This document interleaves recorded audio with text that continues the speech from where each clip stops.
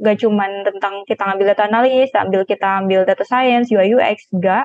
Kita juga dapat bimbingan karir. Kita benar-benar diajarin gimana sih di dunia profesional kita butuh seperti apa gitu. Oh, CV yang bagus seperti ini, membangun LinkedIn yang bagus itu seperti ini, punya growth mindset itu lebih baik, dan bagaimana cara kita mengolah emosi kita gitu-gitu. Perkenalkan, nama aku Faninde Rizky, biasa dipanggil Fani atau Fanin. Sekarang jadi mahasiswa semester 6 di Statistika Universitas Diponegoro. Kebetulan kemarin itu studi independen yang ketiga ya kalau nggak salah, dan ikut Microsoft Circle 3 juga. Itu studi independen pertama kali ikut kampus Merdeka dan ambil data analis. Karena ya udah gitu kan, oh anak statistika nih, berarti relate buat ambil data analis. Jadi mau coba aja gitu sih Kak kemarin.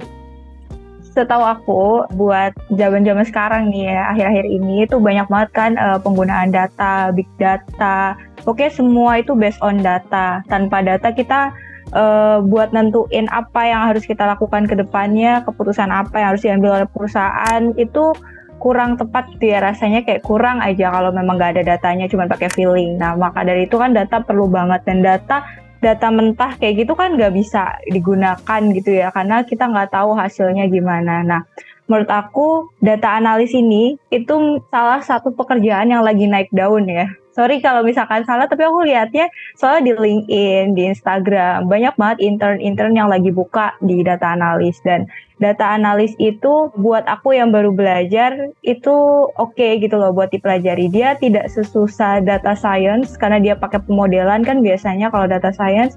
Kalau data analis ini dia lebih menganalisis data, dan aku juga lebih suka ke bagian visual data gitu, bagaimana kita memberikan insight dari data itu gitu. Jadi ya emang lagi naik daun juga data analis ini, data juga lagi banyak. Memang suka sih sebenarnya sama data, jadi aku lebih memilih data analis gitu sih Kak. Kita kan biasanya banyak banget ya webinar orang gitu, atau ya lihat di Instagram feeds lagi susah cari kerja nih. Banyak orang-orang yang, karena gini, mahasiswa yang lulus itu lebih banyak daripada lowongan kerja yang ada gitu. Berarti gimana sih caranya kualitas kita itu bisa dipilih oleh HR buat kita tuh jadi kandidat yang oke, yang bisa dipilih. Bukan cuman yang ya udah kita lulus, kita daftar, ternyata kurang diminati gitu. Gimana cara kita bisa menarik HR ini buat kita bisa diterima di perusahaan tersebut. Dan ternyata biasanya yang aku lihat di lowongan-lowongan kerjaan ada tulisan minimal pengalaman 3 tahun juga. Kita baru lulus fresh graduate, tapi harus ada pengalaman sekian bulan, sekian tahun gitu ya, gimana gitu kan. Ya berarti salah satu caranya ya udah kita coba-coba aja buat cari ilmu ya kan, dengan ikut studi independen ini cari ilmu kan, berarti kita belajar. Setidaknya walaupun kita belum pernah magang atau belum pernah bekerja gitu ya, tapi kita kan udah pernah mempelajari ilmu tersebut gitu. Paling enggak kita punya start yang lebih maju. Kita udah pernah coba nih ngerjain hal-hal yang berkaitan dengan apa yang kita kerjakan nanti di pekerjaan kita gitu. Setelah itu kenapa aku lebih suka lihat intern kayak gitu ya, aku coba aja sih sebenarnya, iseng-iseng sebenarnya, kita awal-awalnya iseng gitu ya, terus ya udah dicoba. Dan kayaknya nih salah satu hal yang buat aku bisa diterima di intern yang sekarang itu adalah mereka pasti HR akan lihat kemampuan kita sebelumnya, pengalaman kita sebelumnya. Memang aku di situ belum pernah intern sama sekali karena internnya sekarang adalah intern yang pertama.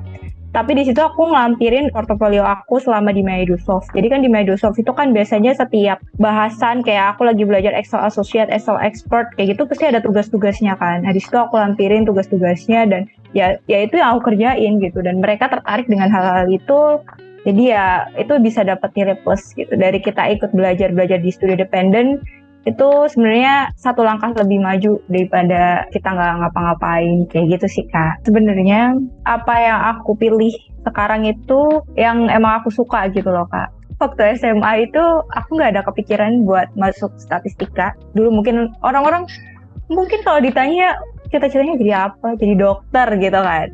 Ya itu sama, dulu aku masih cita-citanya masih kayak gitu, masih template gitu ya. Terus So aku pikir, oh ternyata aku anaknya lebih ke logik, lebih ke berhitung. Jadi aku akan masuk ke yang angka-angka gitu. Jadi sebelumnya itu mungkin teman-teman yang pernah ikut les gitu ya, les-les bimbel gitu kan biasanya dikasih fasilitas buat, oh minat anak ini tuh lebih ke sini, minat anak ini tuh lebih ke menghafal, lebih ke berhitung. Nah terus ternyata minat aku ternyata lebih ke berhitung, ke logika. Terus aku cari tahu nih, aku mau ambil jurusan apa ya gitu. Oh jurusannya statistika sama matematika disaraninnya. Tapi kalau matematika tuh terlalu pembuktian dan lain-lain. Aku ngambil statistika. Jadi aku baru tahu tentang data analis ya waktu masuk kuliah gitu. Dan waktu masuk kuliah semester 1, semester 2 masih ngeblank gitu, nggak tahu apa-apa. Terus aku cari tahu, oh ternyata statistika tuh prospeknya luas. Dan dia tentang data gitu. Ya ada data apa sih? Oh bisa ternyata data analis, data science, data engineer gitu. Dan menurut aku awal buat aku belajar itu ya di data analis dulu. Kalau misalkan nanti kemampuannya bisa ditingkatkan ke data science atau data yang lainnya, itu bisa sih. Jadi kalau dikatakan dari SMA udah tahu, belum tahu, bahkan mungkin nggak tahu data analis itu gimana, apa gitu. Dan baru tahu semester awal-awal masuk kuliah gitu sih Kak. Hal yang pingin aku ambil dari data analis ini, cari insight. Yang menarik buat aku adalah cari insight. Gimana sih cara kita memperbaiki sebelumnya jadi lebih baik ke depannya, itu kan kita butuh insight. Nah insight itu diambil dari data itu sendiri gitu. Dan tanpa data kita nggak bisa memberikan insight yang ya memang nggak ada insight yang tepat 100%, tapi dengan adanya data itu kan lebih objektif ya. Data itu kan sifatnya objektif nggak subjektif, dan kita bisa lebih tahu apa yang harus kita lakukan ke depannya itu ya akurasinya lebih tepat gitu sih Kak. Jadi aku sebenarnya lebih suka data ya karena data itu keren. Yang aku pelajari dari data ini, semakin kita menemukan permasalahan baru, itu semakin kita nambah belajar. Dan menurut aku, di data itu nggak pernah berhenti belajar gitu loh Kak. Setiap permasalahan yang ada itu dia harus tetap belajar gitu. Itu susahnya di data, tapi itu juga seru. Kalau tantangannya ya pasti capek, keburu-buru itu iya. Tapi menurut aku dengan kurikulum Microsoft yang dia benar-benar ngajarin mahasiswanya buat benar-benar belajar dari awal, hal-hal basic sampai bahkan hal-hal yang belum aku tahu gitu. Dan itu benar-benar belajar dari mentor secara live class di Zoom. Dan ya udah enak aja gitu kalau kita misalkan mau tanya yang susah ya langsung aja tanya gitu, bukan yang harus lewat YouTube atau lewat apa gitu. Jadi enaknya di situ, tapi nggak enaknya ya pasti capek, keburu-buru sama kegiatan di luar Microsoft. Program semuanya berkesan, soalnya semuanya beda-beda ya. Semuanya beda-beda, mulai di data analis, kelas data analisis itu sendiri, kalau nggak salah dulu aku kelas C sama Kak Mike, itu benar-benar kita belajar dari awal sampai akhir bareng gitu ya. Ya udah, teman-temannya itu, satu kelas itu, bareng sama itu. Jadi kita lebih kenal. Terus secara materi penyampaiannya step by step, jadi lebih ingat. Excel itu benar-benar digunain kan. Walaupun basic mungkin orang kayak, alah Excel doang gitu. Tapi ternyata kalau kamu bisa mengendalikan dan belajar Excel itu dengan baik, ternyata luar biasa bagusnya gitu. Nggak kalah sama Python, nggak kalah sama yang lain kayak gitu. Terus juga kemarin itu yang paling berkesan, walaupun materinya bentar tapi berkesan tuh Python. Python itu kan dulu aku belajar juga masih awal banget ya. Dan di Microsoft itu benar-benar diajarin kayak looping tuh gimana, terus ini tuh gimana, dari basic banget, dari penyampaian gimana sih kita dalam berlogika dalam Python kayak gitu-gitu tuh penting banget sih. Dan itu dijelasin sama Microsoft dengan rinci dan nggak diburu-buru deh, karena aku suka belajar yang santai tapi kita paham gitu. Terus dan yang berkesan walaupun kelasnya cuma minggu sekali itu ada karir kelas. Jadi itu dulu ada Kak Resa, mentor aku, itu kakaknya tuh benar-benar kalau mengajarkan tuh ya nggak cuma ngajarin aja gitu, nggak cuma menjelaskan slide-slide-nya aja, tapi benar-benar ngejelasin di real life tuh gimana sih sebenarnya menghadapi sikap kita yang kayak gini, menghadapi mood kita yang kayak gini, gimana cara kita bisa growth mindset dan lain-lain. Itu benar-benar dikasih bentuk realnya tuh gimana sih cara kita ngelakuin itu, nggak cuma secara teoritis, tapi benar-benar dijelasin aslinya kita di lapangan tuh akan bertemu seperti apa gitu. Jadi benar-benar ya nempel di otak. Sampai sekarang pun menurut aku pelajaran-pelajaran dari Microsoft masih aku ingat insya Allah. Sertifikasi internasional itu sangat menarik karena misalkan kita lihat LinkedIn orang, udah bersertifikasi, berarti kan dia udah paham gitu ya. Apalagi dengan ada skornya. Oh skornya 900, oh skornya 800 dari 1000, berarti kan udah keren banget. Kemampuan dia itu sudah bisa dinilai segitu gitu. Untuk mencapai kemampuan tersebut kan gak instan, berarti dia udah belajar sebelum-sebelumnya gitu. Itu lebih meyakinkan HR ya menurut aku, ketika aku ngelihat orang, udah bersertifikasi, berarti dia udah pernah mencoba itu gitu. Dan sertifikasi internasional itu kan gak murah ya, tapi di Microsoft ini benar-benar dikasih gratis karena program studi dependen itu sendiri juga.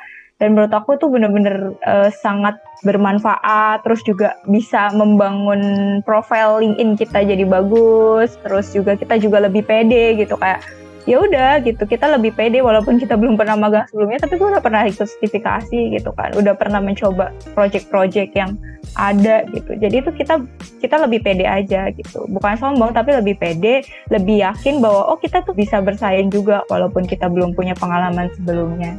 Di situ aku diterima di Base di bagian data analyst intern. Base itu salah satu beauty company, jadi dia skincare vegan gitu. Data analyst intern itu masuk di divisi data NBI. Dan di sana aku tuh belajar banyak sebenarnya. Ada yang relate juga sama yang dipelajari di Microsoft. Tentunya tentang Excel, terus visualisasi data gitu tuh dipelajarin. Jadi aku nggak buta-buta banget lah waktu ngerjain project-project di sana yang pakai spreadsheet ataupun yang visualisasi gitu kan. Dan kebetulan aku di Microsoft itu pernah belajar visualisasi data analitik itu pakainya Power BI gitu. Jadi aku waktu itu ngerjain project-project visualisasinya pakai Power BI. Jadi itu kebantu banget sih buat diaplikasikan langsung di tempat magang aku. Belajar di Microsoft itu menyenangkan karena kita benar-benar diajarin dari awal, step by step, tidak terburu-buru, dan kita diajarinya secara live class sama mentornya sendiri, dan tentunya mentornya udah berpengalaman. Bisa dicek ya di LinkedIn-nya, mentor-mentor itu pasti udah berpengalaman. Beliau nggak cuma kerja sekali, 2 kali, dan punya pengalaman yang luar biasa bagus. Jadi ya kita percaya gitu buat belajar di situ. Dan mentornya juga asik-asik, sabar-sabar ngajarinnya, dan welcome buat kita tanyain, buat kita minta diskusi, kita minta bantuan.